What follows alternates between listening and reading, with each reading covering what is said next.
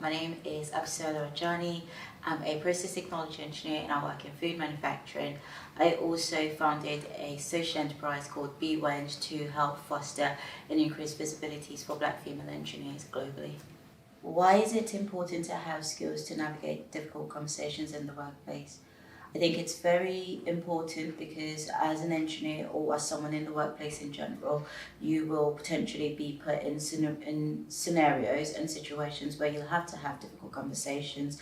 And this could look like speaking to colleagues of different competencies and different levels from you, and to be able to explain your viewpoint and let them know your expertise or competencies. Also maybe even dealing with conflict resolutions within around a project or around a presentation, something that you're working on. It's always great to be able to understand the nuances and also ultimately understand what's the purpose of what you're trying to do. So when you are having these difficult conversations, it's not so much about getting who's right and who's wrong, it's about finding out what the balance is to help you eventually get to the outcome that you're hoping to get to. Some tools and resources that could help you manage difficult conversation, I think, is the power of pausing. Because when you are having conversations that can be defined as difficult ones, it's always nice to pause, collect your thoughts, and then respond in a way that is productive. Sometimes it's also understanding that you might have the right answer or your colleague might have the right answer, and so understanding the context within which you're having this conversation will help you understand how best to progress with that conversation to get to the best resolution. I think another tool that could be very helpful in navigating difficult conversation is openness. When you're open to receiving information from people, it is always a very good thing to be to have and to use during difficult conversations. So in addition to the tools that I've just previously mentioned, there are other tools and other resources you can pull from, including mentorship. So if you know that you're going to be going into a meeting or presentations where there is a very good chance that you'll be having difficult conversation, it's always good to reach out to your mentor or get a mentor and try to practice what you're going to be discussing in that meeting so that they can prepare you. And I think the better prepared you are going into certain conversations, the better the outcome of that conversation will be.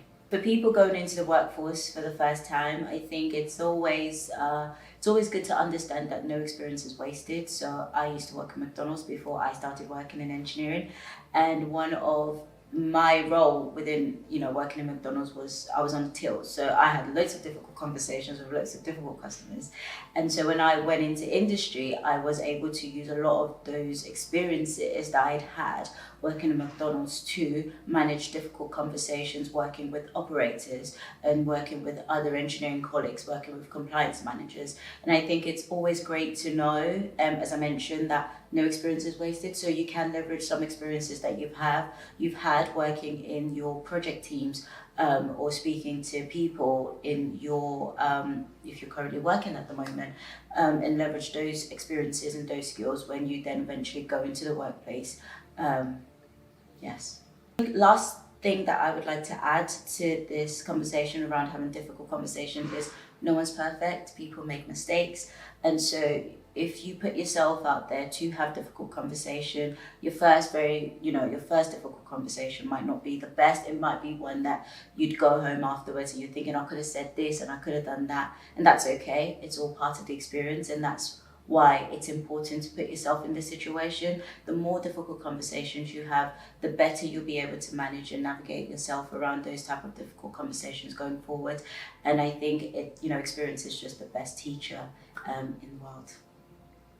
Diversity, equity, inclusion within engineering as a whole and STEM, I think is very important, because having people working in an area where they don't feel like they are included for one of so many different reasons, because they are maybe one of the only. I've often found myself as being one of the only maybe female engineer, a female in the room, only black female in the room, or black person in general in the room.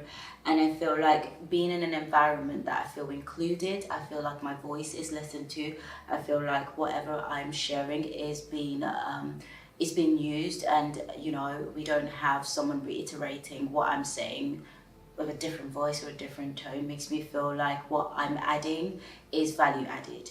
It's bringing something to the table, and it can be quite empowering for me as well. Also gives me an environment that I feel like I can grow and empower myself, and while doing that, empowering other people as well. So all round, I do feel like D&I is very, very important to help make sure that people are feeling like, they can bring their true self to work. And when you feel like you're bringing your true self to work, you're adding so much more value to the team that you're working in, a value that probably wouldn't be included in whatever's been done without your input in it.